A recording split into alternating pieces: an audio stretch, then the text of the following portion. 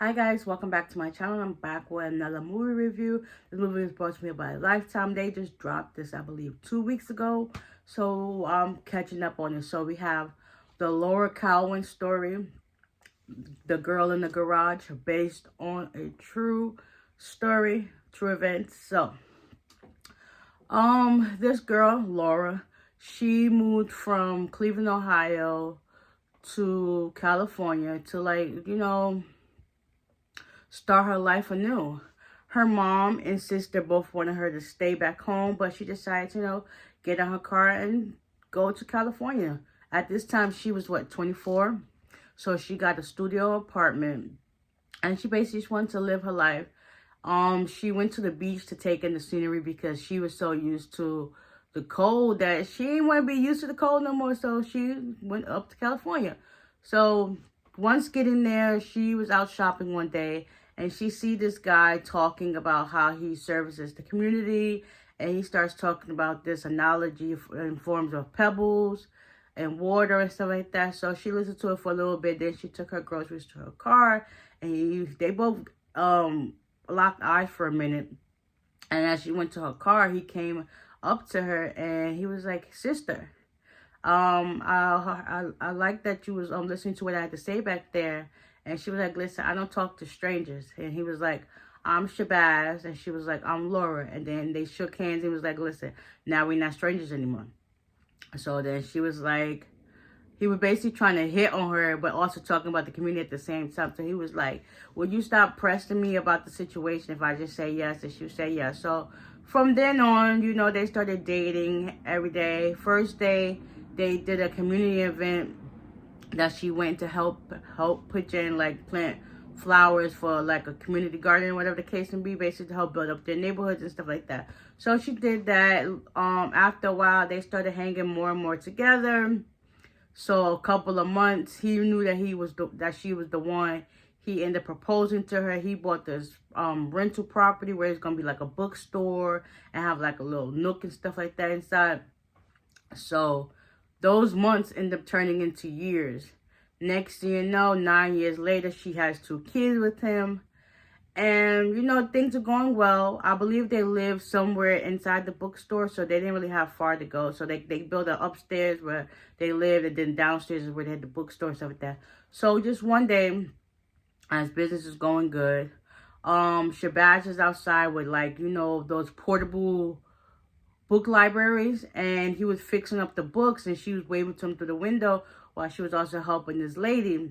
Next thing you know, she looks up and they wave. Then she looks up again. Next you know, it's the task force coming in, and she runs out the door. Mind you, her kid is still inside, but they can see it's a window, it's a clear window. So she runs outside like, "Shabazz, what's going on?" And the task force was like, "Listen, I need you to just get back." And she's calling for him, and Shabazz is telling her, like, "Listen, Laura, just listen to them. They know what they're talking about. Just listen to them." And she was like, "Shabazz." And then she talked to one of the guys, and she was like, "What's going on? What's the reason?" He was like, "Well, your husband is being arrested for illegal illegal gun trafficking. And it's just like, you need to get him a lawyer." So long story short, she goes to speak to her husband in jail. She was like, "What did your lawyer say?" He was like, "It really doesn't matter. And what do you have to say about it?" He was like, "Listen, I knew." Basically, she let one, because two guys came into the store before he even got arrested and gave a large sum of money. She felt suspicious about that. So she was just like, in her mind, she's like, "You literally let these guys sell their or hold their guns in this establishment. Like, make sense." Anyways, he went to jail for some time. Next, she got to sell the bookstore, and some guy comes in one day after she put a sign up saying a store-wide sale, that he's a friend of Shabazz and that he helped him with the community a few times off and on. And she was just like, "Do I know you?" And that's what he said. His name was Musa Muhammad. And her kids, or her son, woke up, was like, "Listen, I'm hungry. Do we got anything to eat today?" She was like, "Yeah, sure." And he was like, I'm gonna help you." So he ended up helping take the books, unpack them up so they can sell. And that was like a little weird, but she was just like, okay. Then that week, since her husband been gone, she ended up having to close the shop. She had a month left on her place. And after a while, Musa invited her and her 2 kids to move in with him and his 5 kids, but in this case it's 7 because she was on the phone talking to her husband, talking to her sister, saying she should come back home. But you know, Laura, she was determined to be independent, not depend on nobody, and her mama told her so situation. So she stuck it out. She ends up moving into Musa's house with his wife and his 7 kids. Once she gets there, she notices that it's a different type of structure. Like, she's so used to her kids, her 2 kids, like, they have structure, but also still free will. These kids are strict by the book. Like, when I move, you move. When I say this, you do this. When I jump, you jump, in accordance. So when she finally gets there, his kids are studying at the table.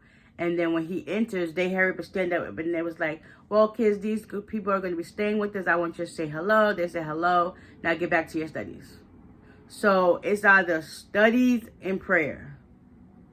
Now, things started to, it was weird, but Laura still was making like mental connections, like, okay, yeah, this is not my type of style. But she really had nowhere to go. She really wanted to tough it out to see if things would change. So over the time, she's noticing that things were different. Musa was starting to be really belligerent and hard on his kids. Like, one of the girls, since she didn't mop the floor at a certain time, she missed dinner. And then she asked her dad to eat. He was like, nope, you missed that time because you didn't mop the floor when I told you to. It's now praying time. Now get your book and go stand in the corner and pray. And she had to do just that. So, fast forward. Musa basically made it seem as if Shabazz told him that Laura, while Laura's in his care, that's his wife now. And basically, he raped her on numerous occasions, had her children sent to with the other kids. And he was raping her. She ended up getting pregnant. And that was his wife. So, she ended up having his baby. Like, I also wondered, did he really talk to Shabazz? Or was he basically manipulating her to think that what he said goes? Like, did he even get in contact with Shabazz? Because it didn't make sense. Like, how all of a sudden, within a week or two, things are progressing the way it did. Her kids basically had to do studies like his kids. And they got on routine like them. One of the, her son ended up stealing a bag of his chips. He asked all the kids, did they eat it?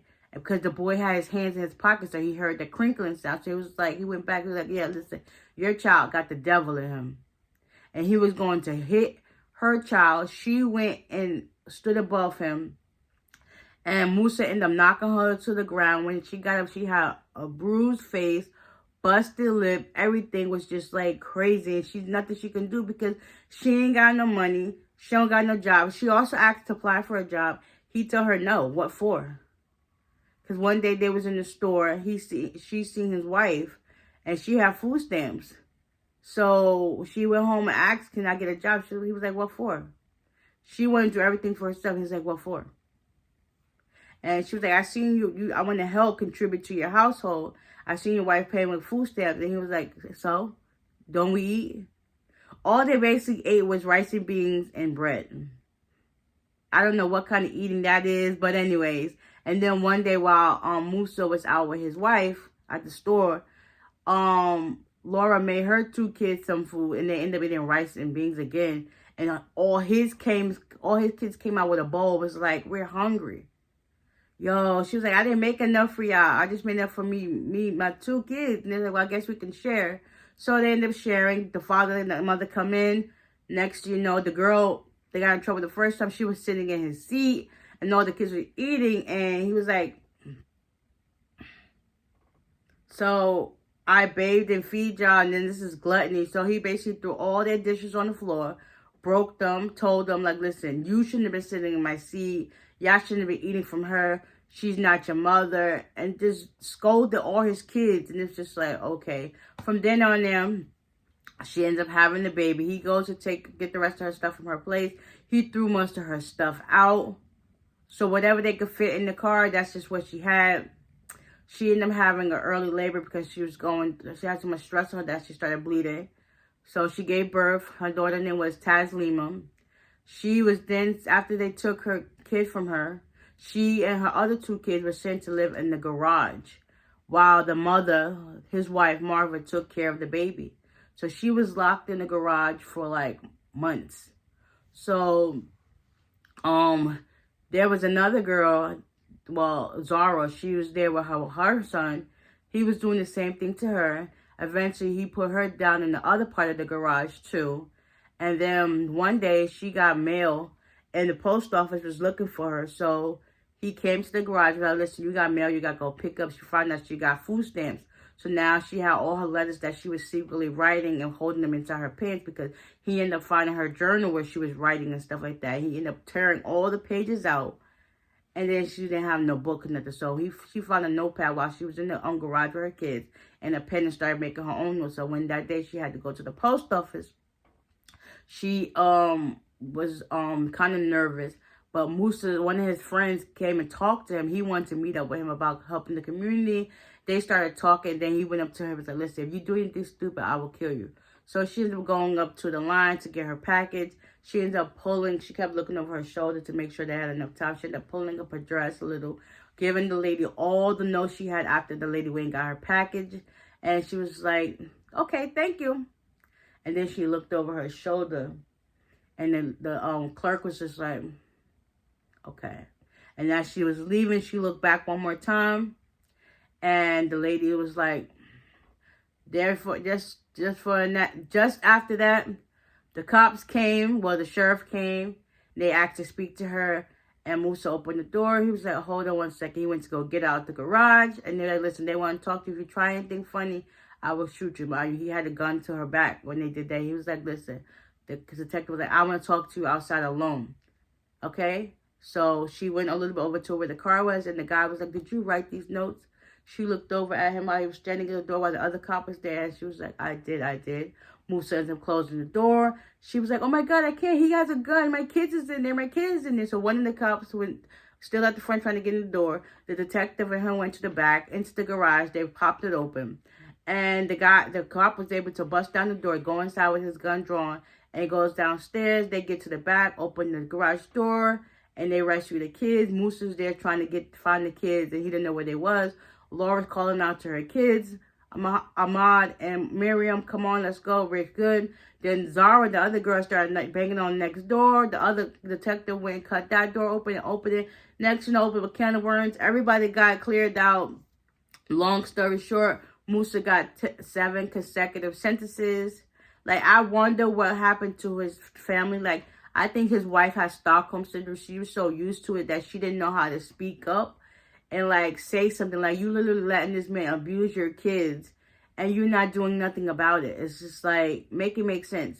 So you mean to tell me, had Laura not moved into that place, none of this stuff would have been uncovered and folded. So with the help of, and one time while she was in the garage, Musa tried to rape her again while her kids had to go inside the house. And she started struggling. He ended up stabbing her in the foot. And she was like, I could bleed to death. He was like, so be it. So she had to fend for herself and like fix her foot up. This is before she had to go to the post office where everything was broke open. So yeah, after that, she got her child back. She got her 3 kids. Shabazz finally got released from prison.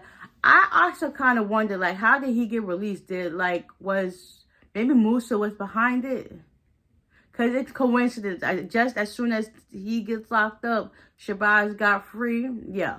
So, Shabazz finally got a chance to meet Taslima, even though that's not his child. He was like, I will learn to love her. And she looks just like you. Like, Taslima was sent to be a part of this family. And they hugged it out. And he asked his other kids, do y'all still like french fries and fish sticks? And it was like, yeah. So they went to him to get that. But soon after he got released, he died a month later of a heart attack. So basically she had to do this all over again. But this time she got 3 kids. But she made the best of it. She ended up going back home to Cleveland, Ohio with her mom and her sister. And then at the end, she did like an outreach program where she talked to people about her story.